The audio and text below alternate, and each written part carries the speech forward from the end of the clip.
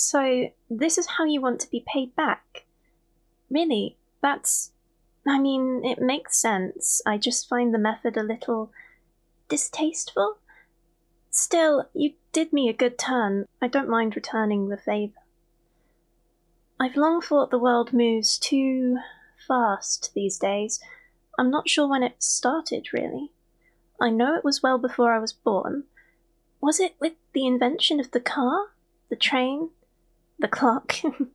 Certainly the internet made it worse, but there's no way that was the start. Somewhere along the line, everything started accelerating, getting more urgent. Like everyone in the world wants you to know that everything is the most important thing all the time, forever, and it all has to happen now. It's exhausting, really. I do my best to disengage from all the rush, but I'm something of an empath. So when the people around me don't practice the same wholeness of spirit, their stress reflects around until I take it on in a bad way. Really, what I do is as much self-care as it is looking after others. I run a wellness clinic, you see. We practice mindfulness, meditation, manifesting. We give you the space to disconnect and detox from the rush and hustle and weight of the world. I guide my clients through breathing exercises. I have them take their shoes off and feel the dirt under their feet in the courtyard, reconnect to the earth. 2 years ago, I even bought a few sensory deprivation tanks. It really helps people, the good ones who pass through the program. I can see that they're carrying less stress than when they came in. Have you ever read about all the negative effects of being too stressed? You really should. Sometimes, though, we get the problem customers, the ones who are carrying too much or who don't really want to be there. They can't relax, or their work makes them attend. Or sometimes people are brought in by their more enthusiastic partners and don't really engage. And let me tell you, one person who refuses to let their stress go changes the energy for everyone else. It brings down the whole room, and it's the worst for me because I can feel the weight they're carrying pushing down on me just as hard as it is on them, and the whole point of what I do is to experience that less. And I can't just turn them away. I do want to help them. And also, they've usually paid already, so I had to find a solution. What I stumbled upon a few years ago is certainly unusual. I'd call it outside of the box, but honestly, that term doesn't work at all. I feel a little bad for how I figured it out. Because honestly, it was a result of letting the stress get to me, of acting in anger instead of peace. There was a particularly difficult client a few years ago. I don't remember his name, Carl or Kevin or Craig, something like that, who just would not let go of his tension. It didn't matter what we did, he refused to properly engage, he refused to calm down, and I couldn't shake the feeling that he was doing it on purpose, that he was coming there just to share his negative energy with the room. So, one day, after an hour-long guided meditation class where he never once let go of that toxic stress and bitterness, I told him to stay after, and brought him into the courtyard. We have a lovely cherry tree planted out there, and I had him plant himself barefoot in a gap between the roots, and I had him close his eyes and just listen. Picture a source of stress in your life, I said. Now imagine it as a brick on your shoulders, a weight pressing down on you. It's stuck to you, glued to you, and the pressure of it is constant. It digs into your skin and pushes you down into the earth. Now, think of a different source of stress. I know you have so many. It's another brick, another weight. The weight keeps growing, and yet you refuse to do anything about it. brick after brick, cinder block after cinder block, pressing you deep down into the soil because you let it, because you refuse to change. It'll kill you one day, but you still won't let me help, so just keep focusing on that growing weight until you see how much it's hurting you. I would have kept going, honestly. But he made a sort of strangled, gurgling noise there, and I finally opened my eyes. He was sunk up to his waist in the soil, with heavy grey stone bricks resting on his shoulders, his arms, his back, the top of his head. His muscles were straining from the weight, his eyes bugging out of his head, tongue lolling as he struggled to speak, the pressure too great for his voice to even work. His skin was starting to mottle, bruising under the weight, and as I watched, another brick just appeared atop him, and he sank a little further. For a moment I reached forward to try and help him, but as I did, I was struck with a feeling of just perfect lightness. Like time was slowing down. Like I was floating free of the world. Every breath I took was a euphoria that lasted a minute or more.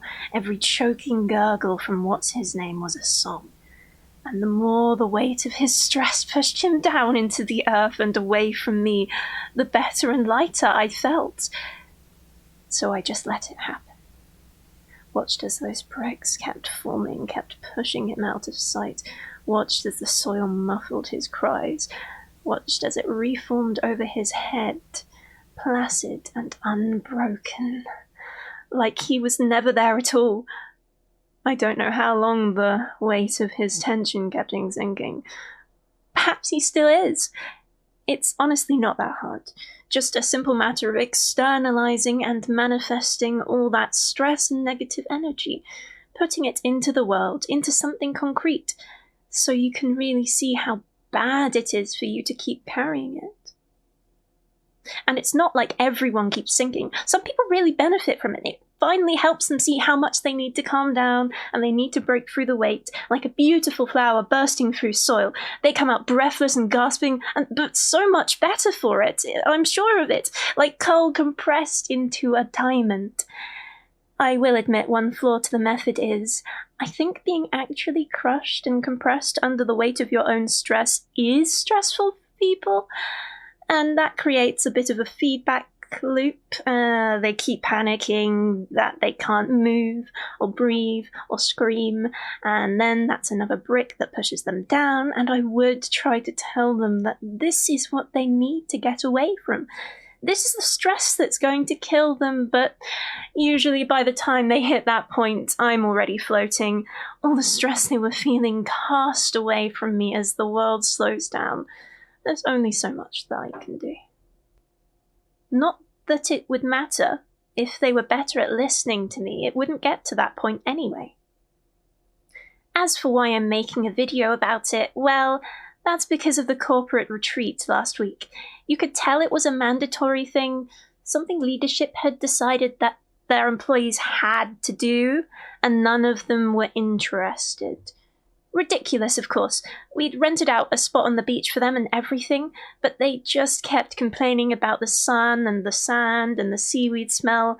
Not a one of them was actually controlling their breathing, so I tried a variation on the theme, different from what I use in the courtyard or the sensory deprivation tanks.